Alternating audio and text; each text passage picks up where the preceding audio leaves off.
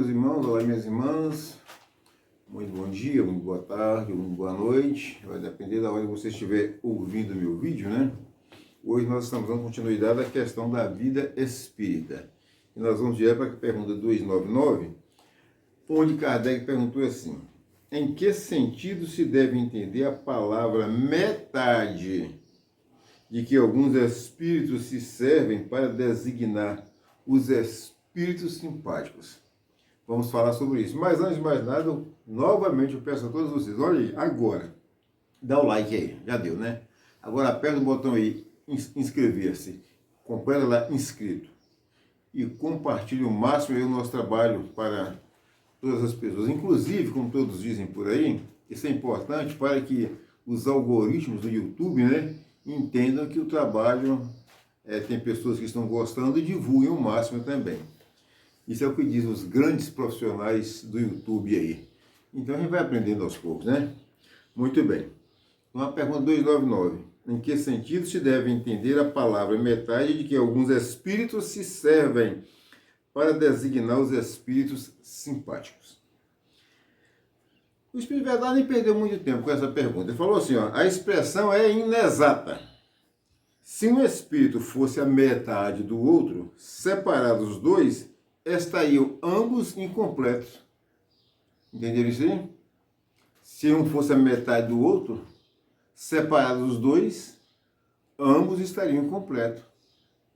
Então não existe esse negócio de alguém ser metade do outro. Cada um é um com sua individualidade bem definida, bem delineada, do jeito que Deus fez. Isso tudo é coisa que a gente vai inventando para, né, no decorrer das nossas existências. Palavras vão surgindo para explicar as coisas. Então, quando duas pessoas ou dois espíritos se gostam muito, fulano é a metade de fulano. Se gostam tanto, tudo bem, se gostam tanto. Se votam mutuamente, grande amizade, mas ninguém ali é metade de ninguém. Na pergunta 300... Kardec diz assim, se dois espíritos perfeitamente simpáticos se reunirem, estarão unidos para todo sempre? Ou poderão separar-se e unir-se a outros espíritos? Muito interessante essa pergunta, né? Se dois espíritos que muito se gostam, perfeitamente simpáticos em todos os sentidos, que se votam em grande amizade, grande amor, grande estima, grande consideração, perfeita comunhão de ideias, principalmente isso, né? Se reunirem, aí quer saber, estarão reunidos para todo sempre? Você nasceu aqui na Terra e achou uma pessoa desse tipo, reuniu-se com ela. A pergunta é, você vai estar unido a ela para todo sempre, ad eterno? Ou poderão separar-se e unir-se a outros espíritos? Ou você poderá... com certeza que pode, né? Na resposta vai nos dizer isso aí. Com certeza que pode. Vamos lá. O que diz o Espírito da Verdade?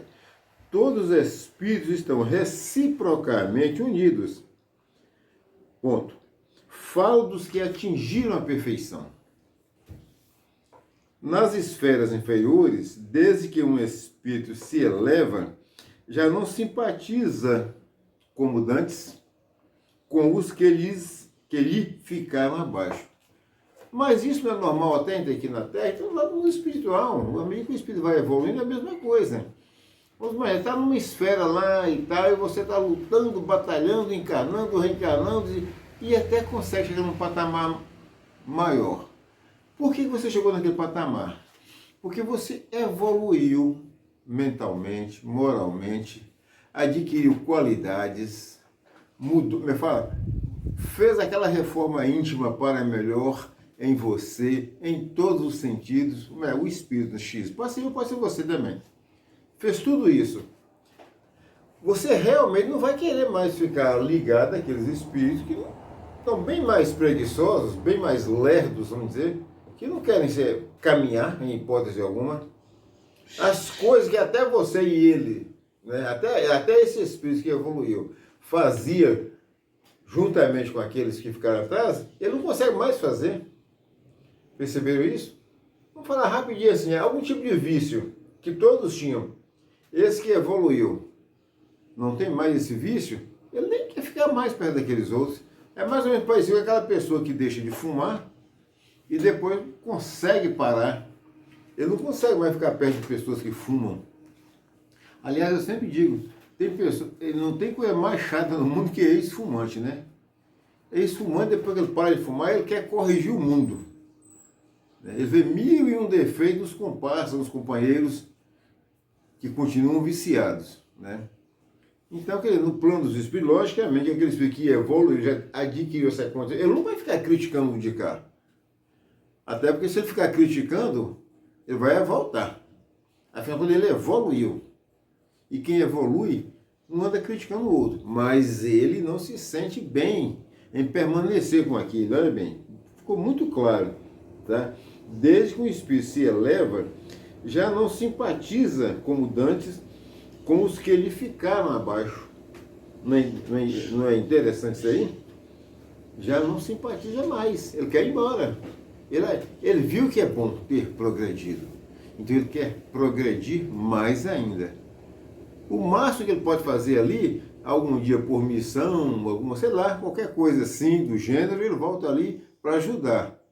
Mas pode ter certeza, ele não simpatiza mais com aqueles irmãos que querem permanecer daquele jeitinho, naquela situação. Tá? Então as coisas que ainda convêm para aqueles irmãos, não convém mais para aquele que caminhou um pouquinho, que deu um passo à frente. Ninguém quer voltar atrás, né?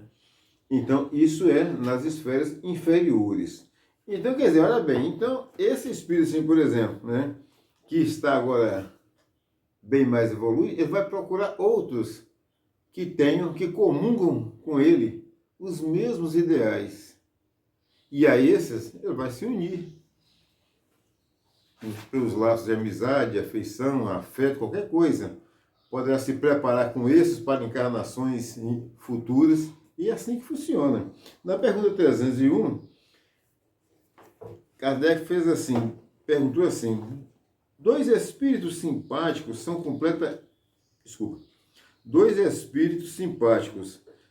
complemento um do outro? Ou a simpatia entre eles existente é resultado de identidade perfeita? Parece que Kardec quis voltar atrás daquela questão de metade, né? Ele falou assim, ó, dois espíritos simpáticos são complemento um do outro? Não, ninguém se completa, ninguém é metade de ninguém, para começar. Essa resposta já foi dada lá em cima, quando o espírito falou, é inexato. Ninguém é metade de ninguém. Então, ou a simpatia entre eles existente é resultado de identidade perfeita. A simpatia que atrai um espírito para outro resulta da perfeita concordância de seus pendores e instintos.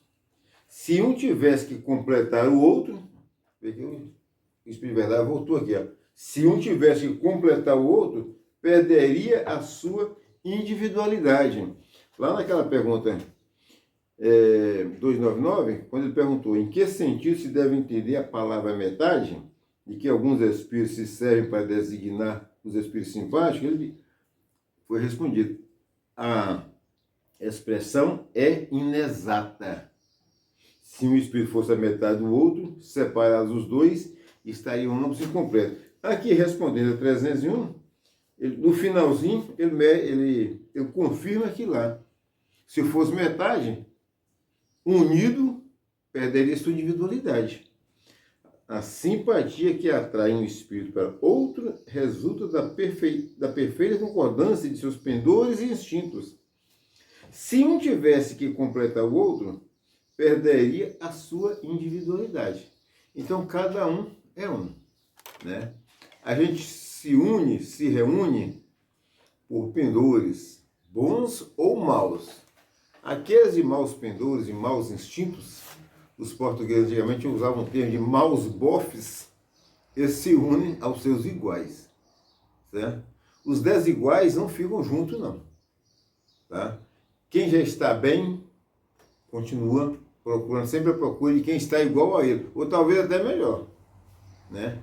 Só que se o outro estiver bem melhor, também não é que ele fica muito perto desse que já está bom, mas ainda não chegou lá. Então vocês observam, parece que há assim é uma corrida, né? É como se fosse uma corrida de uma maratona.